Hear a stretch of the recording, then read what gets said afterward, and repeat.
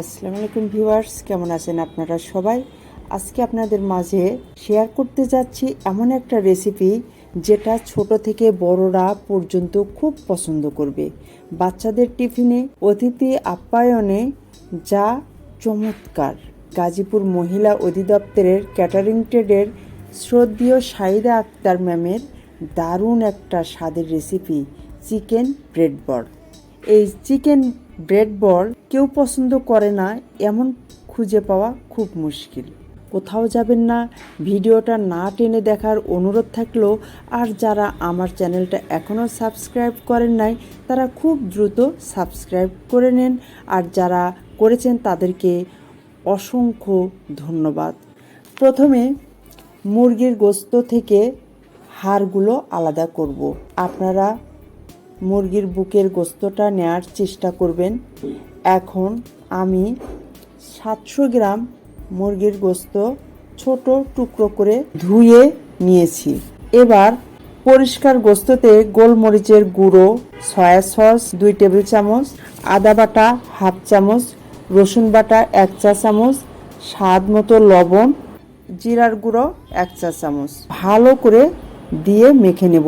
মুরগির গোশতগুলো ভালো করে মিশে নেব যাতে সবগুলো গোশতর সাথে মশলাগুলো সুন্দরভাবে মিশে যায়। এখন রেস্টে রেখে দেব 20 মিনিট কোনো একটা ঢাকনা দিয়ে।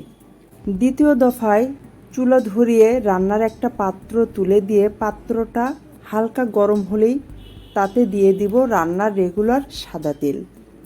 তেল গরম হলে দিয়ে দিলাম কেটে রাখা পেঁয়াজ কুচি 2টা।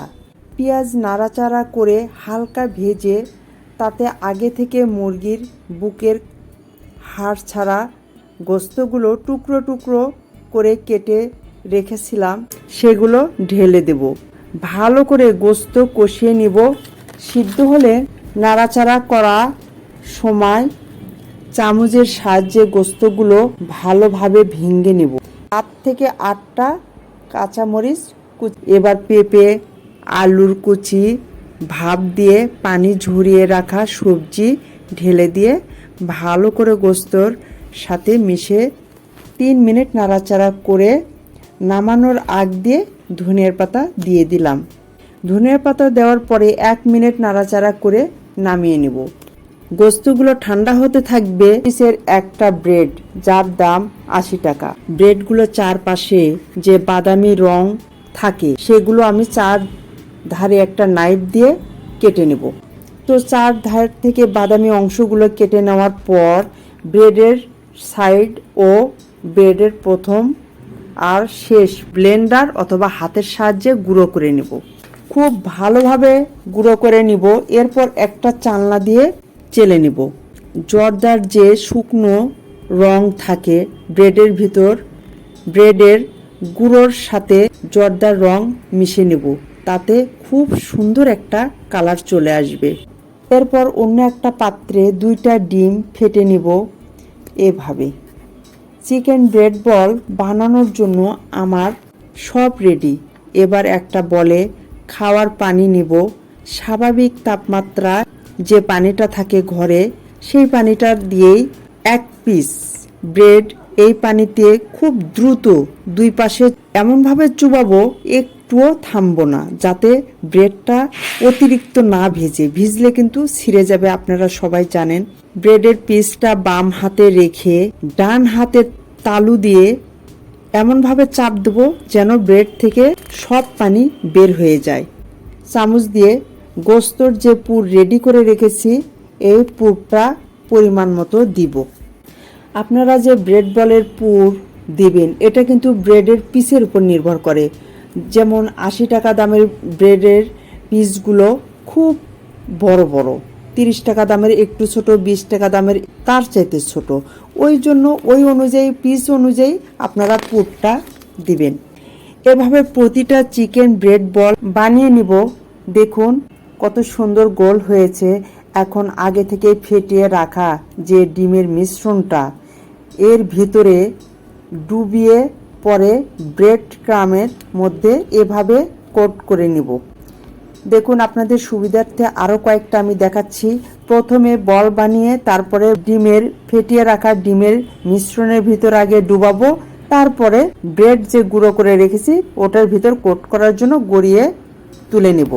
তো আমার এভাবে সবগুলো বানানো শেষ হয়ে গেল। দেখুন আপনারা কত সুন্দর লাগতেছে। চুলায় ফ্রাই প্যান বসিয়ে দিয়ে তাতে সয়াবিন তেল দিয়ে দেব পর্যাপ্ত পরিমাণ। অবশ্যই ডুবো তেলে ভাজতে হবে। তো আমি সব সময় চেষ্টা করি যেটুকু তেল না দিলেই না সেই রকম তেলের মধ্যে আমরা ফ্রাই করব, কারণ আমরা তো দোকানের কাজ করছি না যে প্রচুর পরিমাণে জিনিস বানাবো আর সেই তেলগুলো আবার পরের দিনে নিজেরাই খাবো।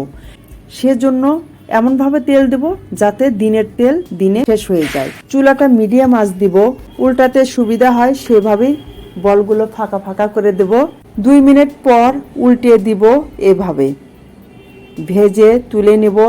আপনারা চাইলে ডুবো তেলে দিতে পারেন, তবে একই তেল বারবার খাওয়া ঠিক না। তেলটা থেকে যায়, পরের দিনে আবার ওই তেল ফেলে দিতে ইচ্ছে করে না, তখন আবার ওই তেলটা মায়া করে আবার অন্য কোনো খাবার রান্না করা হয়, ভাজি করা হয়। সেই জন্য আমি একটু কম তেল দিয়ে ভেজে নিচ্ছি। তো হয়ে গেল, দেখুন কত সুন্দরভাবে বাদামি কালার করে এভাবে ভেজে ভেজে তুলে নিব। তো ভিউয়ার্স, এই পর্যায়ে এসে আপনাদের কাছে একটা অনুরোধ রইল, আপনাদের কাছে যদি আমার এই রেসিপিটা, আমার ভিডিওটা ভালো লেগে থাকে তাহলে অবশ্যই চ্যানেলে সাবস্ক্রাইব করবেন পরবর্তী ভিডিওটা খুব দ্রুত পাওয়ার জন্য। ফ্রেন্ডস অ্যান্ড ফ্যামিলির সঙ্গে শেয়ার করবেন। আমি আবারও আপনাদের মাঝে চলে আসব নতুন কোনো ভিডিও নিয়ে। ততক্ষণ পর্যন্ত আপনারা ভালো থাকুন, সুস্থ থাকুন, আমার জন্য দোয়া করবেন, আপনাদের জন্য দোয়া করি। আসসালামু আলাইকুম।